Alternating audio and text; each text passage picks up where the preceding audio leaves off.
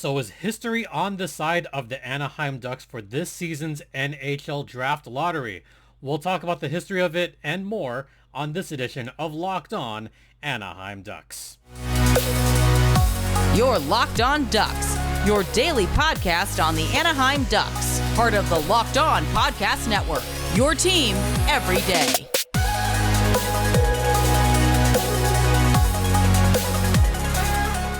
Welcome to Locked On Anaheim Ducks, part of the Locked On Podcast Network. I'm your host, Jason J.D. Hernandez. I've been covering hockey for over a decade. Thank you for making this your first listen of the day. My Twitter is at StimpyJD, and the show's Twitter's at LO_Ducks. And thanks for tuning in every day, whenever you can. And also, I mentioned this last time, but also thanks to those of you that sent in questions for the last mailbag. It was really fun. It was really awesome. So thanks to y'all for doing that. All right. So first, got to remind you that this episode is brought to you by the Gametime app. Create an account and use code LOCKEDONNHL for $20 off your first purchase. Now that we got that out of the way, let's first talk about the history of the NHL draft. So why am I starting with the history of the draft lottery first? Go with me on this. So the draft lottery began in 1995, and this was after it had become abundantly clear that there were certain teams that were, I don't want to say they were tanking, but there were expansion teams, and they were bad. So they were most likely to get top draft picks over and over and over again. I'm looking at you, Tampa Bay Lightning. I'm especially looking at you, San Jose Sharks. Yeah, both those teams did not do well to start off their runs. So in 1995, the National Hockey League decided to start the NHL Draft Lottery. And what that did was it created a system where only the bottom 5 teams would get a chance to move up in that draft. This is important because only the bottom 5 teams would be eligible, and that's it. And also, no team could move down more than one position as a result of the draft lottery. So that was kind of the rules for that. And also, it was expanded where no team can move more than 4 positions in the draft order. So if you were the number 10 team and you moved up, you'd only move up to number 5 or number 6, I believe. So really, the only teams that can get the number 1 overall pick is the bottom 5 teams. So it was tinkered with for a couple seasons, but really, once it got down to the nitty-gritty of it, once it got down to 98, then they had gotten those percentages down somewhat. So the first 3 years, the fewest points team had a 30% chance of landing that number 1 spot. And what happened that first draft lottery? The Kings, the Los Angeles Kings, moved from the 7th spot to the 3rd spot. Everyone else retained their spot. 96 and 97, Ottawa and Boston kept the number 1 picks. Ottawa got Chris Phillips. The Bruins got Joe Thornton. So then it got tinkered with even more. 98, the worst team got a 28% chance. Then 99, 26%. And then once we got to 2001, we had to amend it because there was a new team on the draft lottery. And that would be the Atlanta Thrashers. And also it had to be amended because there was another new team around that time, the Columbus Blue Jackets. So because of Columbus and because of Atlanta, now the Winnipeg Jets, those percentages had to be skewed with a little bit. And for the longest time, we had, 30 teams. In the National Hockey League, there was no expansion for a long time. So between 2001 and 2014, it was pretty much the same thing, where only one team can move up. And then if you were the worst team, you couldn't do worse than second in that year's draft, which is kind of cool for those teams in the bottom. But at the same time, if you're actively tanking, you know that you are guaranteed a top 2 pick in that draft. That's what it used to be. Before the strike, or rather not the strike. Well, yeah, it was a strike. The strike of 2014, 2015, that changed a lot of things around that time. Because we had, you know, instead of 25%, now it was 20%. And now the top 3 picks would all be via the lottery. So for the longest time, between 2000 and 2014, there was not a whole lot of movement. In fact, typically, teams moved from third to first. That happened a few times with Atlanta and Columbus entering the fold. But then for the longest time, between 2008 and 2010, all the time, that worst team retained their top selection, or the second worst team moved up to first. So not much movement there. And then Gary Bettman decided, let's throw all that out the window and really make things chaotic. Enter 2016 and actually really 2017. That was peak chaos. That was the one where that 2017 draft, got to feel a little bit for Colorado there, because Colorado had by far the worst record, and it wasn't even close. Remember that really, really terrible Avalanche team? Yeah, they picked number 4 in that draft because the Devils moved from 5th to 1st, got Nico Hischier. The Flyers moved from 13th to 2nd, they got Nolan Patrick. The Stars moved from 8th to 3rd and got Miro Heiskanen. That was the one where it was really just peak chaos, like WTF. And even in 2019, this was only 4 years ago, and this was when I was starting off this here podcast. The Devils moved from 3rd to 1st. That was Jack Hughes. So here come the Devils again. The Rangers, they moved from 6th to 2nd. They got Capo Caco.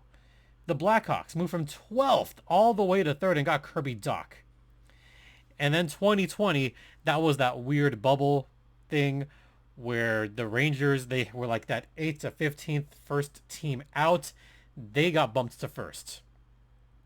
So then we're like, oh, that's too much chaos. We don't like this at all.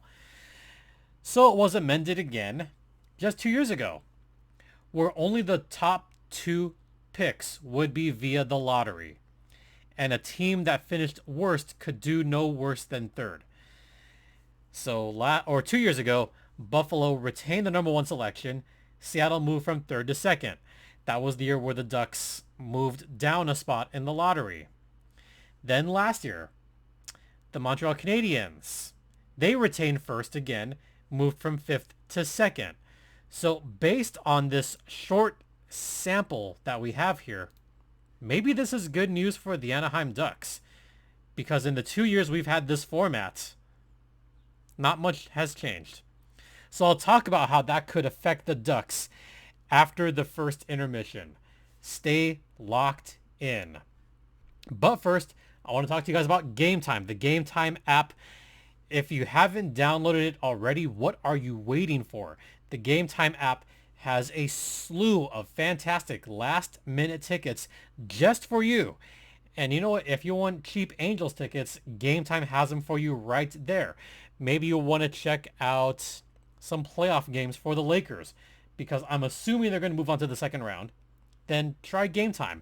Or maybe you're a Dodger fan and you want to see a Dodger game. Well, if you download the Gametime app right now, you can create an account and use promo code LOCKEDONNHL to get $20 off your first purchase. That is a great, great deal. Once again, $20 off your first purchase. Terms apply. Again, create an account and redeem the code LOCKEDONNHL for $20 off.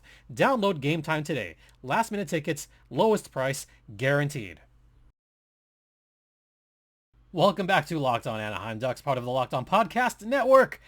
Once again, you are locked in with Jason JD Hernandez, as we have got to talk a little bit about how this affects the Ducks. Well, I should start off by saying the Ducks have been affected by the draft many a time. They've never won anything in the draft. They've never moved up in any draft lottery.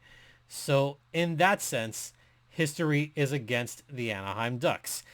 Let me go back to last season. They wound up still at number 10. Not bad.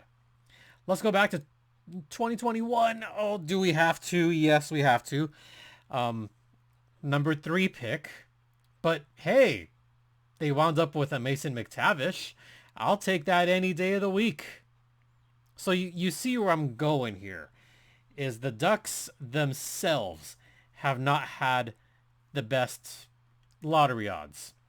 Last year, they had a 3.5 shot, nothing. 2021, they had a 12.1 shot to get the number 1 pick. And they had about a 26% chance to even retain the top 2 spot. And they fell to 3 thanks to the Kraken moving up. They got Matty Beniers. Look where the Kraken are right now. They're in the playoffs against the Colorado Avs. Hey, they could win that series. You never know. 2020, the Ducks had the 5th best odds, and they moved down to number 6. So as far as the Ducks themselves are concerned, not the best. Although they did get Jamie Drysdale out of them going to number 6. They got McTavish out of picking number 3. So not all bad there. 2019, they had a 6% chance. Nothing happened there. So if you're a Ducks fan, I understand your pessimism. I understand why you would think, oh, the league has it out against the Ducks. The league has nothing to do with this. This is all the stupid ping pong balls. And they're BS. Yeah, the ping pong balls have never gone the Ducks' way at all. Hasn't ever. Then again, this is also the first time that the Ducks have had the worst record in the league. Yeah, in 29 years, the Ducks have never been the worst team in the league and therefore never had the best odds to get that number 1 pick. Now they have the best odds. Now they do. Let me remind you, in the short sample size of this new format that the draft lottery is in, let me remind you that only the bottom 11 teams can possibly get the number 1 draft pick. So for example, let's say the Buffalo Sabres get the number 1 pick, but they cannot move more than 10 spots. They would move up to, I believe, the 2nd or 3rd spot. I don't remember at the time, but they would move up, but not to number 1. That means that the Ducks would automatically retain their number 1 pick. And then number 2, anything goes after that. So in fact, the Ducks do have a 25.5% chance of retaining the 1st round pick. The 2nd pick, both times, a team has moved up. I would not be surprised if that happens again this year. Buffalo got their number 1 pick. They got Owen Power. The Habs got their number 1 pick. They did not take Shane Wright. They took Juraj Slafkovsky. Thank you, Montreal, for not taking Shane Wright. Thank you, New Jersey, for not taking Shane Wright, because Shane Wright is currently playing for the Coachella Valley Firebirds, who could make a deep run in this year's Calder Cup playoffs. That's a little bit selfish of me to say that, but thank you guys. Thank you guys for not taking at the time, disgruntled Shane Wright, and rightfully so. But the Ducks. Bad history. Lottery. Good history. So, am I hopeful that the Ducks are going to retain their number 1 pick? Absolutely. Can that number 1 pick be generational? Yes, it absolutely can. And this is where I spend a few minutes talking about who everyone and their mothers think are going to be the number 1 selection in this year's draft, and it's not even close. Look, everybody knows that number 1 is likely going to go to Connor Bedard. Number 2 is going to go to Adam Fantilli. Everybody knows that. And I have seen some people, I'm not going to name names, but I've seen a couple of those, you know, kind of media members, sort of, that said that Connor Bedard is too small for the NHL and he's going to be a bust at number 1. Are you... wow. Wow, really going there, huh? Connor Bedard, all of 5'10", $185, and you're saying he's going to be a bust because of his size. Oh, baby, the takes on that one. There have been several undersized players that have done just well. Marty St. Louis, he won a Stanley Cup. He was absolutely perfect for that Tampa Bay Lightning team. You know, there was even some back in 2015 that said Connor McDavid is only 6 foot. At the time he was 6 foot. He's grown. He's now 6'1". Yeah. So he's grown an inch and he's filled out a little bit since the draft. I think he was like 6 foot, maybe 200 pounds, which was, you know, still not bad. And now Connor McDavid is 6'1", $193. So it hasn't really like filled out a whole lot, but you know, he's gotten more muscular and he's gotten speedier. He's gotten speedier, folks. I think Connor Bedard, you know, he's not even 18 years old yet. He's still only 17. He could grow another inch or two. While he gets to the NHL, maybe in like 2-3 years, he could wind up being like 5'11", $190. That's fine. Would you consider that undersized? Some would say yes. But this is a new NHL. This is a more speedy National Hockey League. This is a more skilled National Hockey League. And someone with those hands, with that kind of shot, with that kind of hockey IQ, everyone's saying this is a generational draft pick. Duh. No brainer. Of course you take Connor Bedard with the number 1 pick. And don't listen to the haters that say, oh, he's too undersized. You know, don't listen to them. Yes, I do like that Adam Fantilli is a worst case at number 2, or Leo Carlsson is a definite worst case at number 3. Leo Carlsson is already NHL ready. Right now, he's NHL ready. I sincerely mean that, folks. So either of those picks, not a bad worst case scenario to take Leo Carlsson in this year's NHL draft. But finally, I just got to go back to all the pundits out there saying that this is not a surefire number 1 pick. Well, I mean, that was said about Shane Wright, and it's only 1 year, but Shane Wright is already, he's almost ready for the National Hockey League. This playoff experience in the AHL is going to help him. We've seen that with several players of his similar type skill sets, and I'm going to keep it in Southern California. There was a not super high draft pick, but another very good draft pick that went that same direction. Adrian Kempe had a deep playoff run with the Ontario Reign, and now he just scored, you know, his 40th and 41st goals against the Anaheim Ducks, the season finale. And now Kempe is one of the best players on that Kings team. One of the best. And there are several examples like that. You know, players are not going to come into the league right away and make a difference just like that. No, sometimes these things take time. Not everybody can be a Magic Johnson and lead their team to a championship in their first season and be named MVP. That doesn't normally happen. Not everybody can be a Fernando Valenzuela, where they come on like gangbusters their first season. You know, this kind of stuff does not happen very often. But let's look at other draft picks that went number 1 overall just in NHL history. And let's really look at like the last maybe like couple decades or so. Jack Hughes, 2019.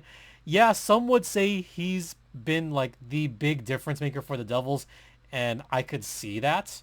So that one was kind of a not miss number 1 draft pick in 2019. That 2019 draft also had Trevor Zegras drop all the way down to number 9.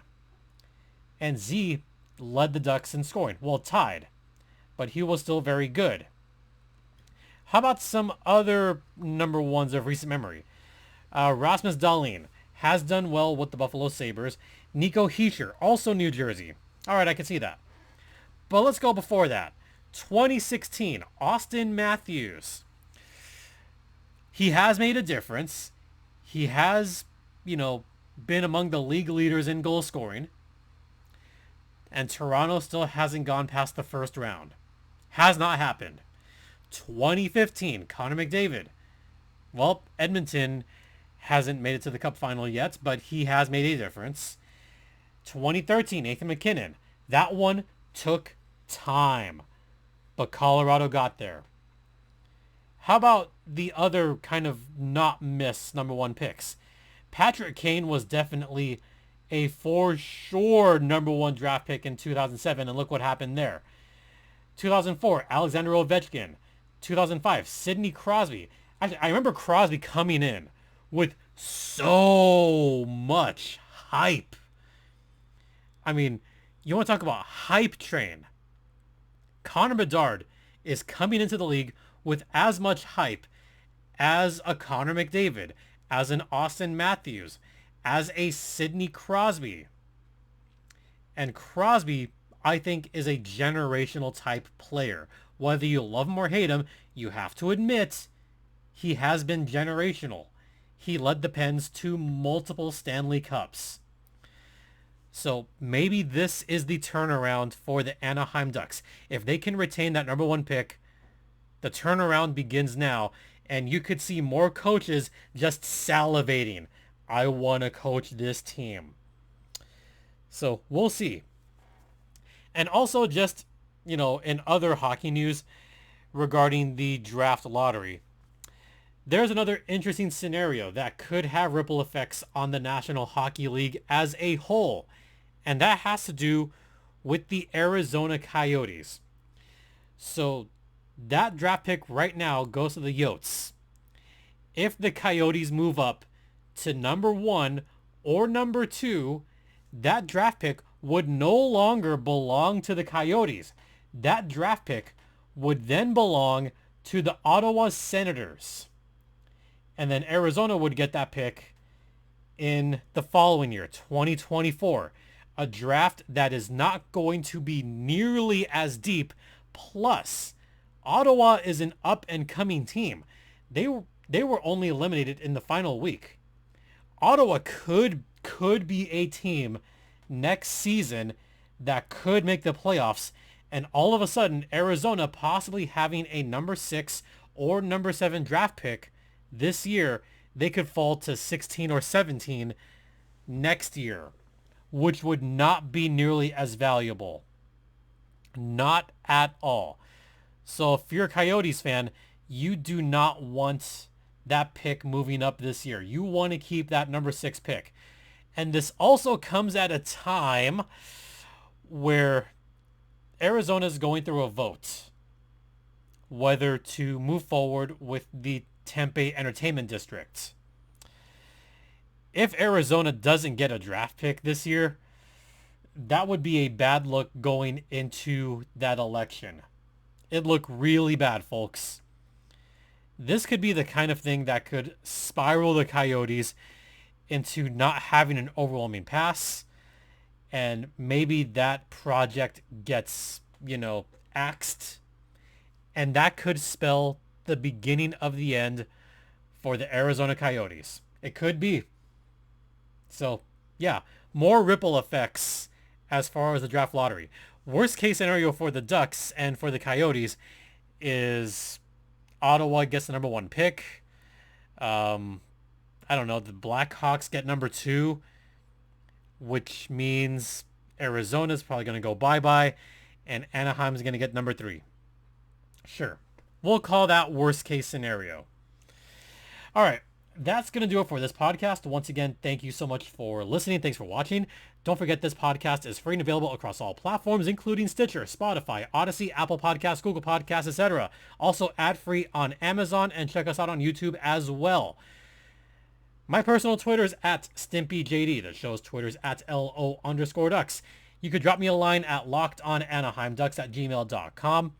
And next episode, it's going to have a little bit of a twist because it is going to be the final Goals Thursday of the season with a bit of an addendum because the Goals have a new head coach and we're going to talk all about him on the next podcast. Once again, thank you all for your continued support. It is greatly appreciated. For Locked On Anaheim Ducks, I'm Jason J.D. Hernandez saying have a great rest of the day. Please remember to be safe out there, be kind to one another, and Ducks fly together.